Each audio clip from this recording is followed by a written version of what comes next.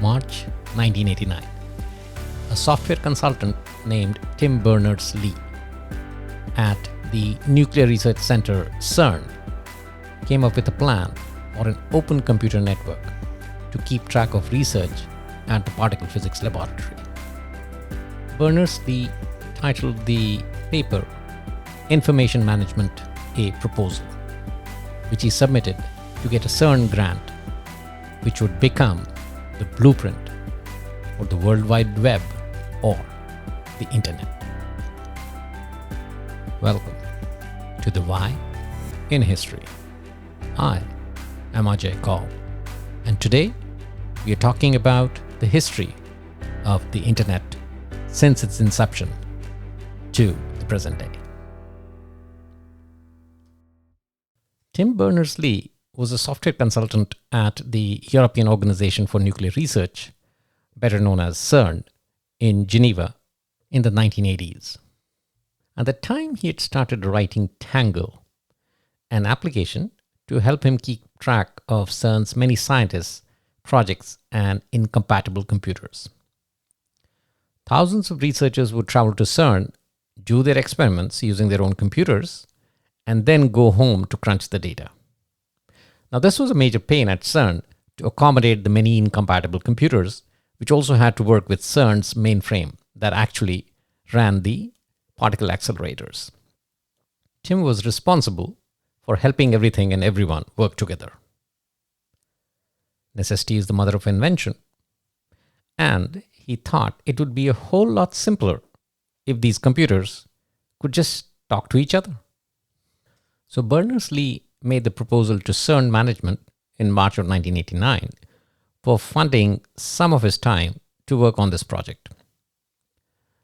In thinking about solving the incompatibility problem, he realized that it would be even more cool if the scientists, after they went back to their labs, could still share the data and even be able to run some of their experiments at CERN over a network from wherever they were located. In other words, make the distant CERN computers talk over the Internet. The Internet itself would be just a set of wires and a protocol for sending information over those wires, and the World Wide Web would be an application that ran on the Internet.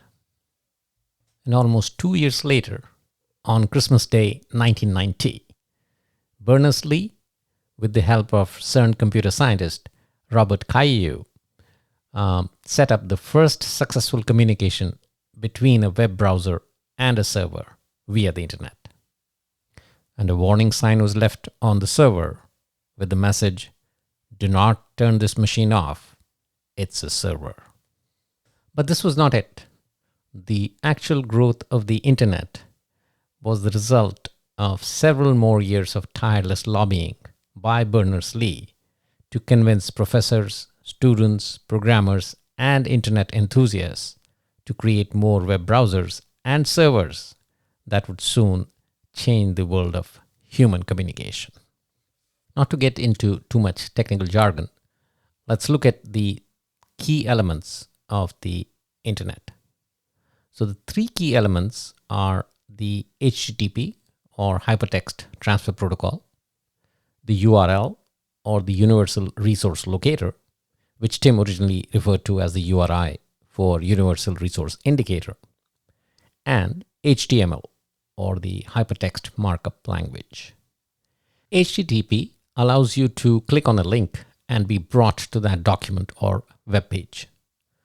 The URL serves as the address for finding the document or page. So this is essentially the website address. And HTML gives you the ability to put links in the document and pages so that they connect. And Tim Berners-Lee, along with Robert Cailliau, created these pieces of software from October to December of 1990. So once Tim and Robert established that the web worked, they wanted to spread the word.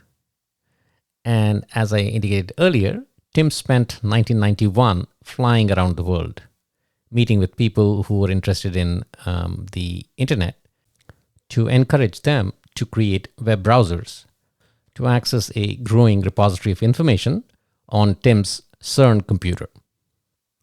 He also encouraged enthusiasts to start their own servers to maintain repositories of information.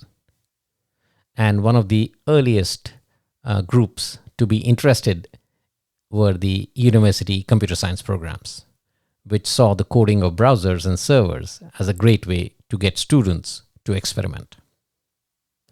And one of the best known of these projects was headed by the University of Illinois' Mark Anderson, who would later transform his creation into the Netscape web browser.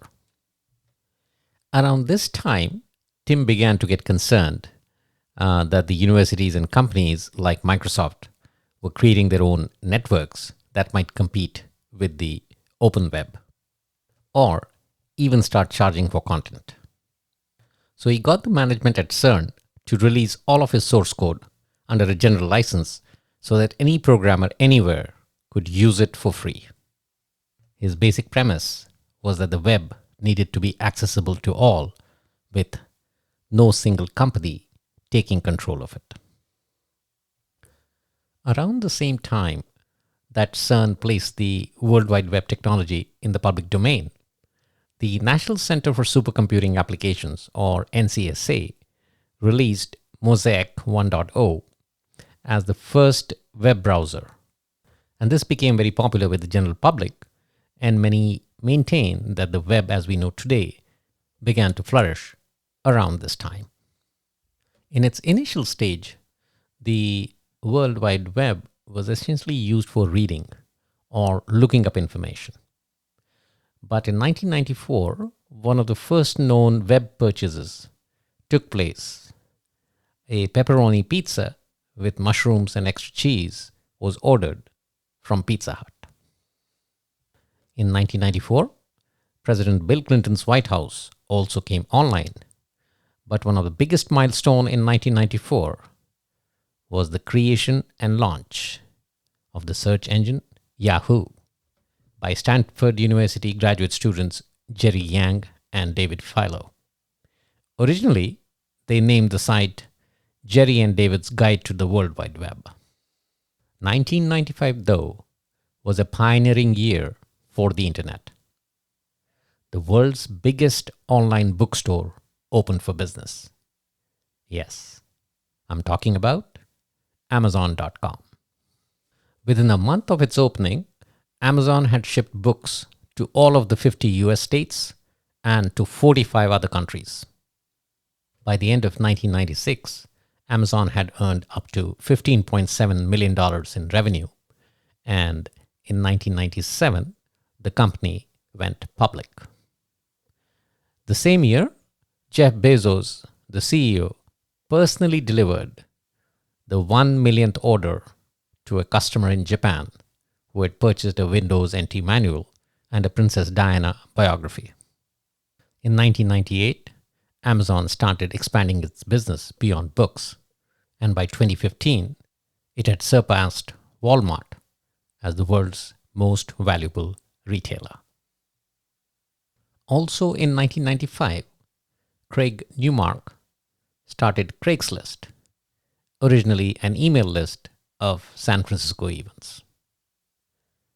Match.com, the first online dating site, also launched in 1995. Also in 1995, after spending Labor Day weekend at home writing code on his personal computer, Pierre Omidyar launched AuctionWeb, a site dedicated to bringing together buyers and sellers in an honest and open marketplace. The first item purchased on the site? A broken laser pointer. Within a year, AuctionWeb had sold merchandise worth $7.2 million. And soon after selling its millionth item in 1997, AuctionWeb was officially renamed eBay. Also in 1995, Netscape went IPO, starting the gold rush for .com startups. Also in 1995, Microsoft released Windows 95 and the first version of its own Internet Explorer. While Amazon launched itself as the world's biggest online bookstore, another company, Netflix, launched itself as the world's biggest online DVD store in 1997 and started shipping movie and TV show DVDs to its customers in the United States. Now, at that time, Blockbuster was the undisputed king of movie rentals. And Netflix, which was still growing, approached Blockbuster in the year 2000 to be considered as an acquisition. The justification was that once Blockbuster acquired Netflix, Netflix could be Blockbuster's online portal. At that time, Netflix was earning about $5 million in annual revenue, and it offered itself for sale for $50 million. Blockbuster totally laughed it off. And that would end up being one of the biggest mistakes in corporate history, because in the year 2010, Blockbuster filed for bankruptcy, while Netflix made an annual net income of $161 million. So while the internet was getting millions of users together, the concept of collaboration and the gray line between sharing and copyright was brought to the fore by one company, which shook an industry at its very foundation. On June 1, 1999, a piece of computer software was released that would change the music industry forever. The piece of software was Napster. Napster was the brainchild of Sean Fanning, a 19-year-old US computer hacker who had figured out a way to share music for free. Fanning, along with Sean Parker, created a cataloging system that searched your hard drive, listed all the MP3 music files it contained, and allowed those to be shared with anybody else who was using the Napster software. So all of a sudden, you as the Napster user had access to millions of titles for free. And it happened at a time when music CDs were selling at $16 an album. The music industry was initially slow to respond, but when it finally realized the impact, it woke up and litigation started pouring in. And in July of 2001, Napster was served with an injunction to shut down its server.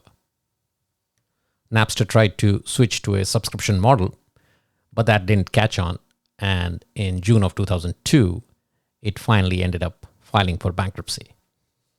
But Napster did end up opening the eyes of the music industry to the fact that consumers were ready to embrace music piracy to avoid the high-cost CDs that were available in the market. But a solution continued to evade it till Apple's Steve Jobs was able to convince the industry to release single titles at 99 cents a pop on the iTunes Store in 2003. And that was just the beginning of the industry starting to lean more towards the customer than the artist and the record labels. In 1995, two Stanford University computer science students, Larry Page and Sergey Brin, began working on a computer program called Backrub. It was a search engine that leveraged backlink analysis to track and record data on the internet.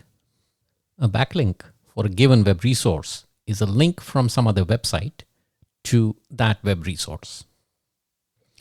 Backrub had a core data collection system known as PageRank, which assigned a website's ranking importance by counting the number of pages, mixing in the relevancy of those pages, and linking back to the original web page. In 1998, after receiving a check of $100,000 from one of the co-founders of Sun Microsystems, the duo of Page and Brin finally incorporated their company as Google Inc. The popularity of the Google search engine rose dramatically, and by the early 2000s, It was actually the search engine for Yahoo's search engine. In the summer of 2002, Yahoo tried to acquire Google for $3 billion, but Google reportedly turned it down as it felt it was worth at least $5 billion. And by the time Google debuted on Wall Street in 2004 with a $27 billion valuation, the term Google had already entered the lexicon as a verb. So the internet, which started as a purely research and collaboration platform, expanded its reach to e-commerce, auctions, and even music. And the next frontier? Social media. One of the first true social media sites was 6degrees.com, and this was launched in 1997. You could set up a profile page, create lists of connections, and send messages within the network. It amassed around 1 million users before it was bought out for about $125 million, and finally it shuttered in 2000. Between 2000 and 2003, several other sites like amihotornot.com, Friendster, and MySpace came and went. And finally, in the year 2003, Mark Zuckerberg launched FaceMash, Harvard University's answer to Am I Hot or Not? This was followed by the Facebook in 2004, and after registering its 1 millionth user the same year, the site dropped the to become just Facebook in 2005. And around the same time, a plethora of other social media sites started appearing on the scene. LinkedIn emerged targeting the business community. There were photo sharing sites like PhotoBucket and Flickr, and the blogging platform WordPress also came into existence. YouTube arrived in 2005, and so did Reddit. In the year 2006, Twitter was launched with the first ever tweet posted by co-founder Jack Dorsey on March 21st, 2006, which read, "Just setting up my Twitter." Twitter set itself apart through a strict 140 character limit for tweets. But Twitter's greatest contribution to the social media environment was the hashtag. The hashtag became a symbol that helped political and social organizers and average citizens mobilize, promote, and create awareness for critical socioeconomic issues. Hashtags actually helped plant the seeds that sprouted so many movements like Occupy Wall Street, Black Lives Matter, and Me Too. So about 5.25 billion people have access to the internet and use it frequently. So what kind of infrastructure is supporting this traffic? Actually, about 97% of the global communications are carried by submarine cables laid under the oceans of the world.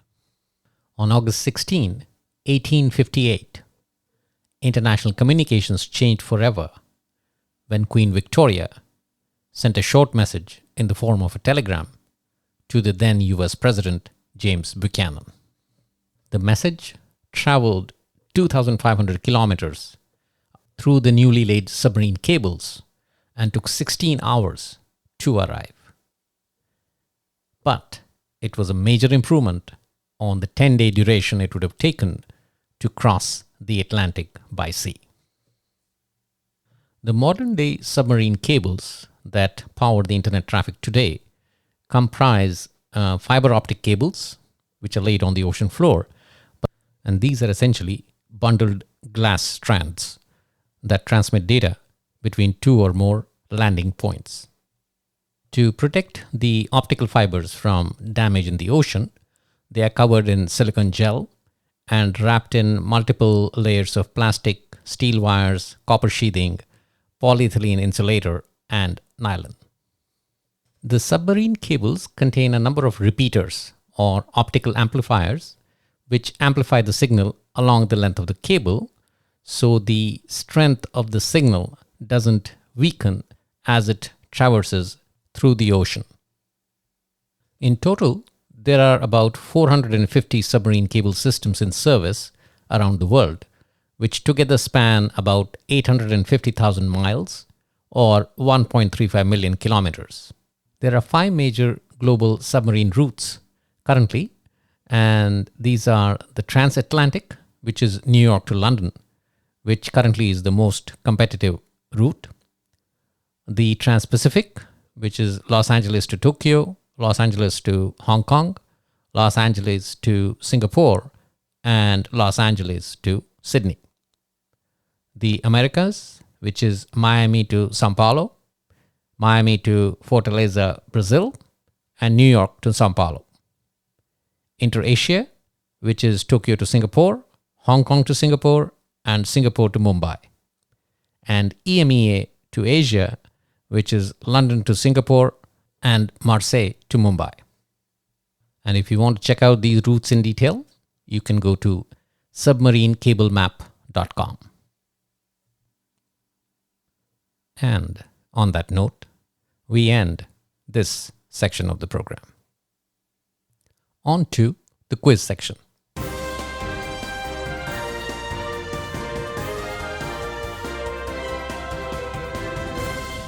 Question from the previous episode. The Good Friday Agreement of 1998 that led to the end of hostilities in Northern Ireland was the result of efforts of 2 prominent leaders from the US and Britain. British Prime Minister Tony Blair got into deal-making mode as soon as he took office in 1997. He was sympathetic to the aspirations of Northern Ireland as long as they stayed within the Union. US President Bill Clinton started taking an active interest in Northern Ireland when he was still a candidate for the presidency in 1992. Bill Clinton's intervention during crucial stages of the negotiations was key to the final signature on the Good Friday Agreement. So the answer is A, Bill Clinton and Tony Blair. Question for the current episode. Which company owns the biggest share of the submarine cable network? Is it A, AT&T, B, Amazon, C, Microsoft, or D, Google? Once again, which company owns the biggest share of the submarine cable network? A, AT&T, B, Amazon, C, Microsoft, or D, Google? The answer will be provided in the next episode. That's all we have in the current episode. In the next episode, we look at the history of political parties in the United States. Has the US always had Republicans and Democrats, or were there other political parties leading finally to the Republicans and the Democrats? For that, tune into the next episode in a couple of weeks. Until then, stay safe and keep exploring the why in history.